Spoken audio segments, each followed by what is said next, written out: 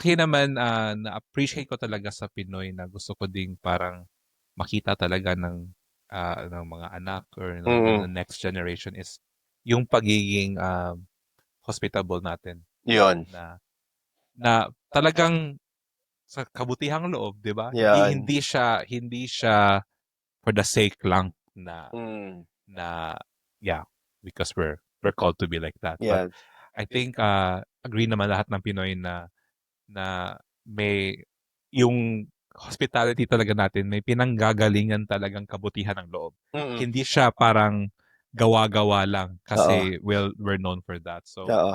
yun yung isa sa mga nakita ko na parang special din sa atin, no? Na Mm.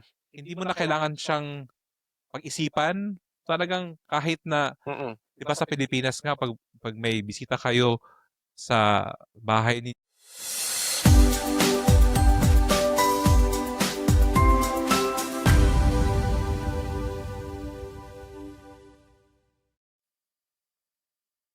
Welcome to Pinoy Husbands Podcast. Ako po si Paul. Ako po si Norbert at wow, biruin mo Paul na ito na ang ating 15th Wow, episode. grabe. 50 lang hours, ang dami na. Wow. So ito po yung parang season ender, no? Yes. Ng ating Pinoy Husbands For season 1, for season 1. Yan. So I think hindi sana pero naisip natin na kasi naman to na yung parang season ender. Mm. It would be nice to make it a little bit light. Kumbaga, light naman yung topics natin, no? Pero Oo. para masyadong hindi masyadong Yes. ano ba? Ano tawag diyan? Seryoso or Seryoso. Sa mabigat, no? Hindi mabigat. Yan. So, siguro yung ang maganda nating pag-usapan at saka para lang din ma-encourage natin yung mga Pinoy husbands natin diyan is ang ano ba yung parang what makes the Filipino husband Mm. very, very unique? Yan. And ano ba, especially sa'yo na may mga anak ka na, Mm. and ito din yung parang iniisip ko Yes. in the future, Uh-huh. ano ba yung parang best Filipino traits and values na gusto nating manahin? Gusto nating makuha ng ating mga anak or ma-experience ng ibang lahi dito kung saan ka man as a Filipino husband. Napakadami niyan. Meron tayong 30 minutes, so kailangan ko yung i-suppress Akala ko ba light lang? Light lang no? Ang dami, no? Magbibigay ako ng siguro batuhan, no? I can give one and you can give one. Yes. Ang first thing na masasabi ko na really top of my head is yung respect to elders. Ang Pinoy po kasi, no, is very, very respectful to elders. And sadly, hindi lahat ng cultures ganun. So, dito, lalo na sa Germany, I could see some kids na hindi sila respectful. So, na-appreciate naman ni Steph yun, yung the way I respect her mom, the way yung the way I behave around her mom, na may respect. Hindi yung parang balakura na shut your mouth, yung mga ganon. Wow. Yung mga ganon kasing tao no? And yung bang wisdom ng mga elders, meron talaga siyang value na kailangan nating pakinggan at i-consider sa day-to-day life. No? For example. So, that's one of the things na first thing is to really have this yung magalang respect. na Yun. Magalang na yan. Sa akin naman, na-appreciate ko talaga sa Pinoy na gusto ko ding parang makita talaga ng mga anak or ng next generation is yung pagiging hospitable natin. Yun. Na talagang sa kabutihang loob, 'di ba? Yan. Hindi siya for the sake lang na yeah, because we're called to be like that. Yan. But I think agree naman lahat ng Pinoy na may yung hospitality talaga natin, may pinanggagalingan talagang kabutihan ng loob. Hindi siya parang gawa-gawa lang kasi we're known for that. So, yun yung isa sa mga nakita ko na parang special din sa atin, no? Na Mm. hindi mo na kailangan siyang pag-isipan. Talagang kahit na, Mm. di ba sa Pilipinas nga, pag may bisita kayo sa bahay ninyo, yung kahit yung own bed mo, ino-offer mo, Oo, di ba? oo. Tsaka Totoo yan. okay lang sa atin na matulog sa sahig Oo. as long as yung Yung bisita bisita mo natin hindi natulog sa... naka-aircon sila, kayo okay lang, Oo. di ba? So, I think yun ang parang special yun na trait ng Pinoy Oo. na maganda i-celebrate, maganda na ipasa sa susunod na henerasyon. Yan. Yeah. And I think also mga Pinoy, lalo ng Pinoy husbands, napaka-romantic. Talagang, tsaka yung madrama, yung mga, yun nga, yung pinagsapan ng harana, di ba, yung mga Oo. ganun. Tapos, pag Valentine's, meron talagang pabigay na flowers o chocolates, di ba? So, I can see na, wag niyo pong ano yun. Hindi na maksayangin, pero wag niyong kalimutan. Yes. Tuloy-tuloy niyo lang yung pagiging romantic nyo. Lalo na ipasa nyo rin sa mga anak nyo. Kasi ang parang dating scene ngayon is, parang na-meet mo lang sa Tinder, date, yun na. Wala. Very transactional. Oo, di ba? No? Gusto mo ba ako? Gusto rin kita. Sige, let's go. Oo, Wala na yung parang discovery ng pag-uusap. Aakyat ng ligaw, di ba? Yan ang talagang isang quality ng Pinoy na I think very special sa mga babae. I think also din, iba naman ang panahon ngayon, pero No. for sure, I think sana din na ma-maintain yung, na kahit na nag-evolve ang tradition, parang we still remember the roots of like, the value and the roots of pursuing the woman, di ba? Sa atin, malaki yung talagang, buong barangay ang involved sa kasalan, sa pamamanhikan, sa lahat-lahat na. So maganda yun. I think I agree. Oo, wag natin kalimutan yan. Isa pa, I think, ilan na ba yun na nabigay natin? Tatlo na. So, isa din sa gusto ko sana ding ma-pass on, or I'm very also thankful for that part of being Filipino, is our sense of creativity.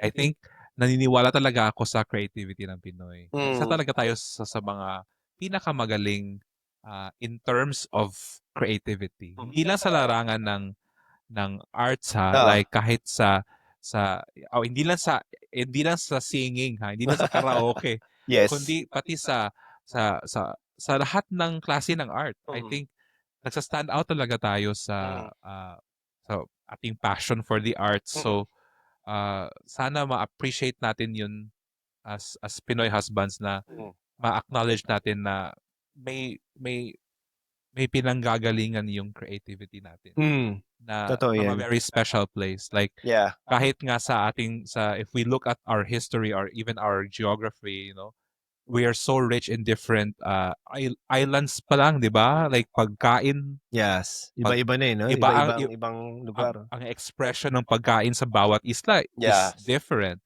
That's just a creative power. Yeah. And I think we are very known for really producing world-class artists and music, and to me as an artist as well, it makes me very proud na may kanyan tayong reputations sa mundo na Pinoy ang magaling. So gusto ko yung ma-reinforce pa. Yeah, maganda yan, I think even sa Marvel Comics, maraming Filipino drawers doon, tsaka sa mga animation. Sa US, na hindi lang napapansin kasi animators nga sila, pero marami talaga silang marami tayong participation. Kasi tayo di ba? Masino, matyaga, Yes. and isa yun sa mga quality talaga na naka-enhance ng creativity. Totoo yan. That's true. Ang next na, I think na quality ng Pinoy na gusto ko rin i-share is yung, nasabi mo na yung hospitality, no? Yeah. So yung value ng family. Priority natin kasi yung family. So napapansin ko yan na kahit na ang ibang mga company, ang mga ibang kultura kasi, yung pagdating ng 18, di ba, papaalisin mo na yung anak mo kasi parang tapos na yung trabaho mo. Sa atin kasi hindi ganun eh. Sa atin, Ano hanggat tawag sa kaya, Tagalog niyan? Ng term na yan? yung Yung bubukod or, bubukod. yan, Yun ba yun? Bubukod? bubukod ka na. Di ko alam kung may Bisaya term yan. Huwag mo na akong tanongin. Baka alam kong tatanungin mo naman ako. Di ko alam. So, pag Lagay alam nyo niyo sa po, comment. mag-comment kayo. Ayan. So I think yun yung isa sa mga values na nakita ko na importante kahit dito sa mundo na dito sa Germany na pag yung anak ko naging college na tapos dito lang din naman sila sa Berlin, parang okay lang magstay sila sa bahay tapos tumulong na lang sa yung paglilinis, yung ganon. Kasi nakita ko yung value nun sa akin, yung lumaki ako na hindi rin naman ako piniressure. So parang nakapag-ipon ako ng konti, Yeah. hindi ako masyadong nahirapan na pumunta ng China kasi may konting ako pera na naipon na hindi ko Oo. kailangan magbayad ng upa. Yung ganun ba? Oo. So, importante po 'yun sa alam ko ang mga ibang countries hindi nila magegets 'yon. Pero sa Pilipino yun nga yung bayanihan, no? Kabutihang loob, pag-iintindi. Meron namang limit of course, pero maganda pa rin yun na yung i-prioritize niyo po yung mga pamilya ninyo. Yes. Yan. Yeah.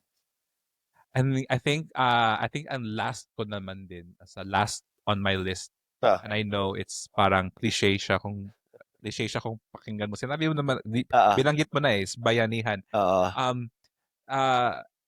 Ako natutuwa talaga ako pag when I get the chance to speak about the Philippines sa mga friends ko na ibang lahi, hindi lang sa Germans ha.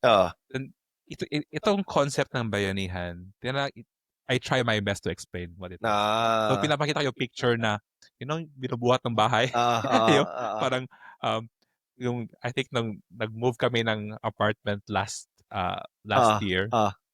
So iba pala ang process ng pag-move ng mga bahay dito, no? Ang talagang wala namang bubuhat ng bahay. walang bubuhat ng bahay pero ang hirap ng parang mag-transfer ng stuff. Mahirap talaga. Kahit na maghanap nga ng bahay, ang hirap na. So ano ko lang na it's an opportunity to share about, our culture. So, pinapakita ko yung picture ng bayanihan. They're like, talaga ba? Totoo Nangyari yan? yan. Anong nangyayari yan? Oo. Oo, nangyayari ito, pero hindi naman to nangyari sa Obviously sa syudad. Bawal ito, hindi ito pwedeng bato yun. Hindi mo mabubuhat yun. Pero the concept ba ng bayanihan, I think kagaya sa ating nangyari na para bang, especially pag Pinoy ka nasa living abroad, mas mafe-feel mo na may parang compassion ka sa kapwa Pinoy. Parang may ano na agad parang may desire na agad na kumonect. At least mag-connect lang, 'di ba? Or tumulong kahit na hindi naman necessarily nangailangan ng tulong, pero gusto mong mag-connect, gusto mong ma-involve kumbaga.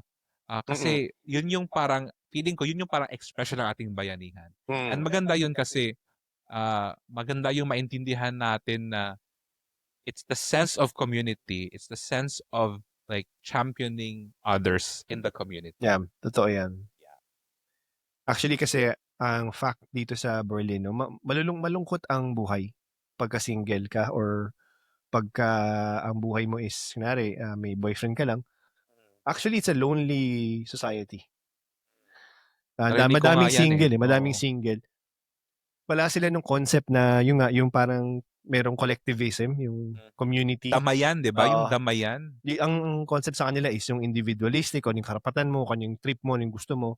So minsan na-isolate mo yung sarili mo. Kasi walang kang kasabay sa trip mo. Ayan. So minsan ang hirap or kunwari may sports. So ang hirap ng mga connections, no? Pero sa Pinoy kasi sa atin, pag Pinoy lang kahit na ano yan, 'di ba? Itsura Anong kababawan ng Ha? Kahit anong kababawan ng Yan, totoo. Basta Pinoy, no, basta magkita lang kayo, kwentuhan. So ganun naman po talaga at the end of the day, life is about interaction. So and it's community. So magandang quality po yun sa mga Pinoy husbands na may wife dyan. I-involve nyo sila sa community ninyo. Kasi ma-appreciate talaga nila yung mga birthday party, ganyan, kainan.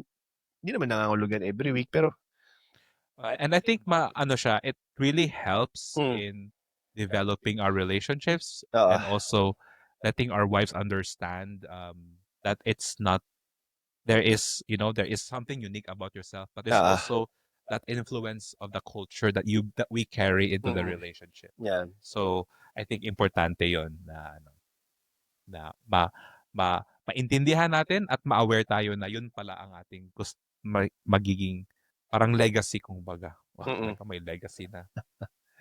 Importante yan. Pero at the same time, Norbert, ano nga ba dapat yung mga bagay na pwede nating iwasan, no? Sa Pinoy maganda. husband, no? Kasi meron tayong mga binibigay na advice, pero meron din tayo siguro dapat na i-restrict. Parang change of mindset, lalo sa mga viewers sa Pinas, no? Yeah. Oh, magandang tanong yan. Mauna na ako. So, alam Go natin ahead. yung Filipino time, no? As a review lang po na, yun nga, we can redefine Filipino time. Pwede natin ipakita na, yun nga, we can be on time with Filipinos. Na we respect time. Yan. Yeah. Yeah. So, one thing na we can redefine. Siguro ma-add ko dyan yung parang dinidiscount natin yung sarili natin kasi hindi natin kaya. Parang ganun. Parang para bang insecurity ata yun na hindi mo siya kasi hindi ka nagfi-fit sa certain stereotype of something. Hindi mo na din siya pino-pursue. Yan. I think it's more generic ata na. Pero I think kasi madalas tayong sabihin na kasi tayo sa third world country. Naririnig ko yan parati from Pinoys na kasi sa third world country lang kasi totoo naman yan. Wala naman tayong hindi natin yan dinidiscount, no? Yan. Pero pag ginagawa natin excuse yan, talagang feeling ko hindi maganda ang naidudulot. Kasi parang nagiging parang victim mentality yun. So, yun ang talagang parang hindi ko I think ang magandang application dun is, kunwari, for example, meron kayong salary increase, no? Huwag niyong isipin na dahil sa Pilipinas kayo galing, hindi niyo deserve yung salary ng co-German colleagues niyo. Dahil lang sa Pilipinas kayo, hindi naman kung parehas lang naman ng work, parehas lang naman ng ginagawa na responsibilities, you can ask the same salary, no? I think very important na I think yung follow-up dun is yung to speak up. Yes. Yeah, no, to speak up when you feel na it's injustice or you feel that you cannot do it, say no, Yeah. di ba? Yeah. To speak up if you don't agree on certain things na very crucial or very essential sa belief nyo. You need to learn how to speak up. Yeah, that's true. That's true.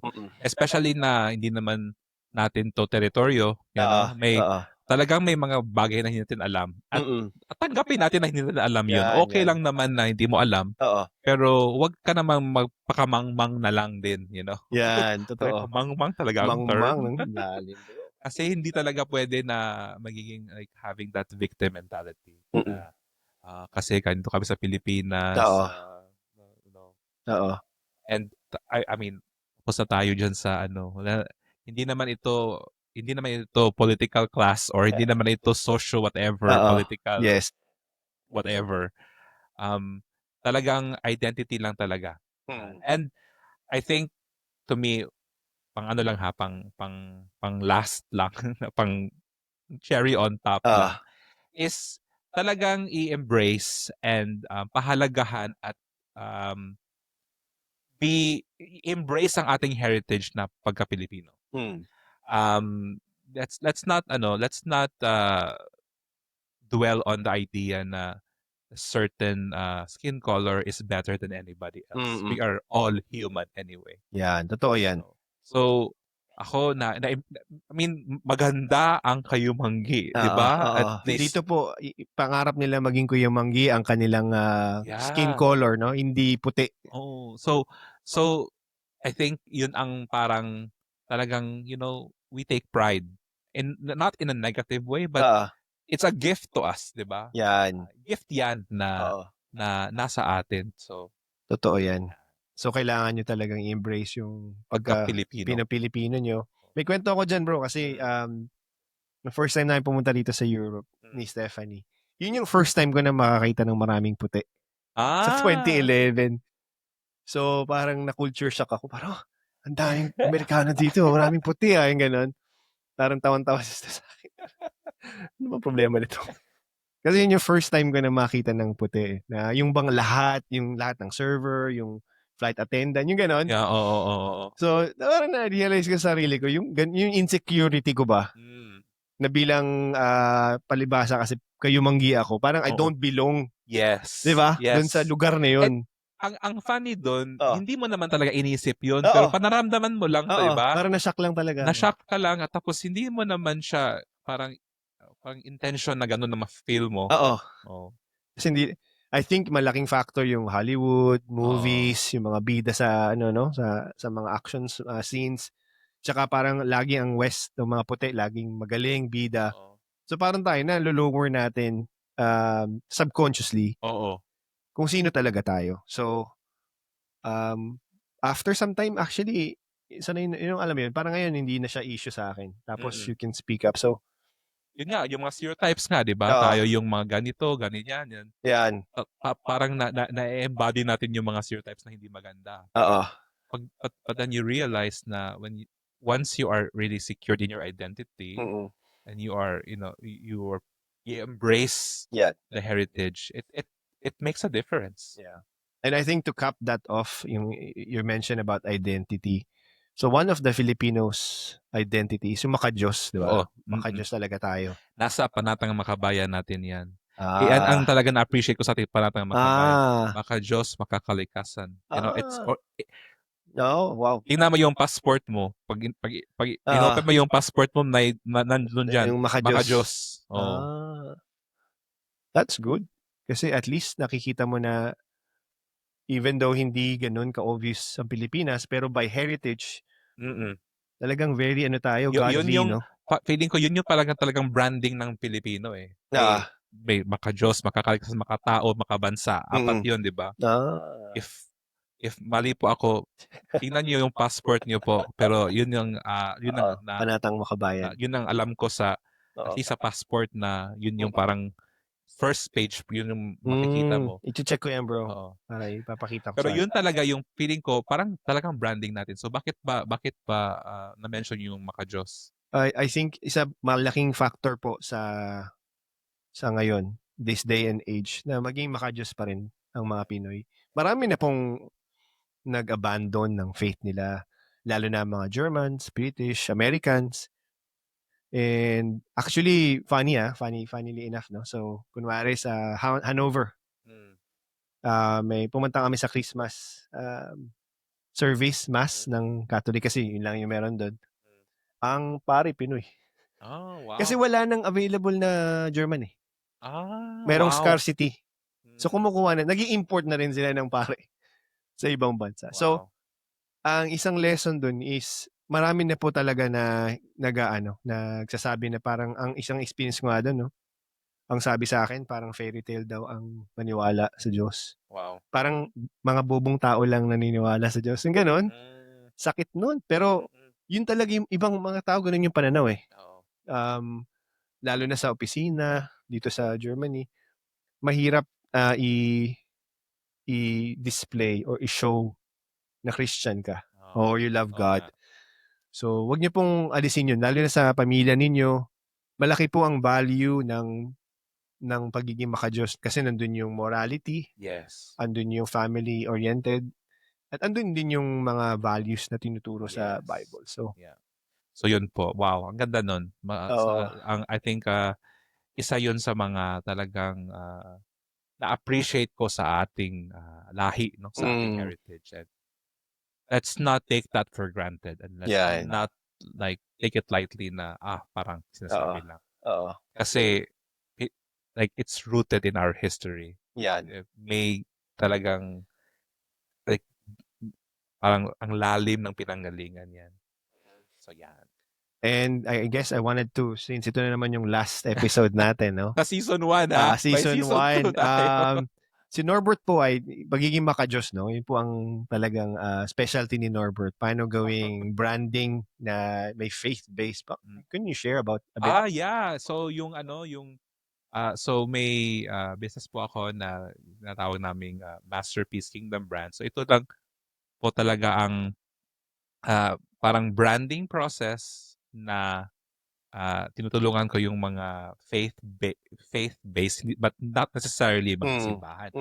Yung parang yung leaders ay parang may talagang paniniwala sa Diyos, or they want to do business and really in line with the kingdom. So tinutulungan ko sila sa pag-build ng business na yan, sa pag-grow ng brands para maging mabuti silang brands of influence, impact, and profitability in the marketplace. Na hindi weird. Oo. Kasi ang daming ang daming but branding na madami ding branding na parang, parang sinasabing Christian or faith-based, tapos nawiwirduhan yung mga tao, di ba? So, hindi yung ganun. Kasi naniniwala ako na yung message, yung heart ni Jesus, pag yun yung forefront mo sa brand mo, talagang you will reach and impact people. So, we teach it in a very professional and excellent way. So, yun na. Talagang pinaplug mo ako. Siyempre Salamat naman. Talaga namang, ang ganda kasi ng maka-Diyos eh. So, magandang ipasok yun. Oo nga. So, yun talaga. And isa yun sa mga considerations ko talaga, being Pinoy. I think and I am really unapologetic about it na yun yung approach natin. So, may iba naman. So, may magagaling din naman ng mga brand builders dyan. Pero sa amin, dito sa Masterpiece, yun nung parang... Did you get persecutions? Ibang episode yan, ha? I'm just may curious. mga naman, may mga, I wouldn't say persecutions. May mga nagtatanong din, or parang hindi sila naniniwala. Parang paano ba yan? Paano ba yan? So, valid naman. Kasi nga, wala ngang parang ganito, di ba? Kasi sa Pilipinas, di naman siya talagang parang top of mind na iniisip ng mga negosyante natin dyan. So, pero may way po kami. May curriculum, may process kaming ginagawa. Yeah. That's good, bro. Thank you so much. Okay. Baka saan pa mapupunta to? Maraming salamat po sa pagsama ninyo sa amin sa aming first season as Pinoy Husbands. And sana po we were able to add value and strength, I suppose, to your relationship. And sana po samahan niyo po din kami sa aming second season. Ayan. Talaga namang very, very excited po kami. Very, very happy na we were able to produce 15 episodes. No? Yeah. Grabe, out of nothing. No? Yes. Oo nga. And we're very happy to share this with you, and it's our passion, and we saw na mayroon talagang need sa Pinoy Husbands. No? As in, marami na kasing Pinay support, which is maganda rin yun. Marami nagbablog na mga foreign women, no, with the Pinoy. Pero wala pa talagang Pinoy husband. Yes. No?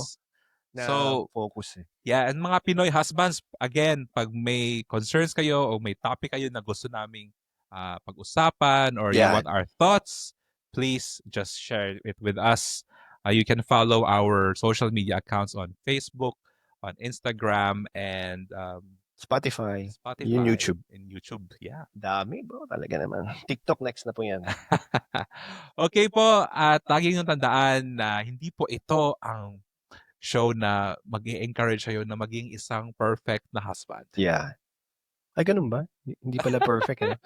Tapos, totoo po yan. Ang goal po namin parang tulungan po kayo para maging better na Pinoy husband. Hanggang sa muli. Hanggang sa muli. Till next time. Bye-bye. Bye.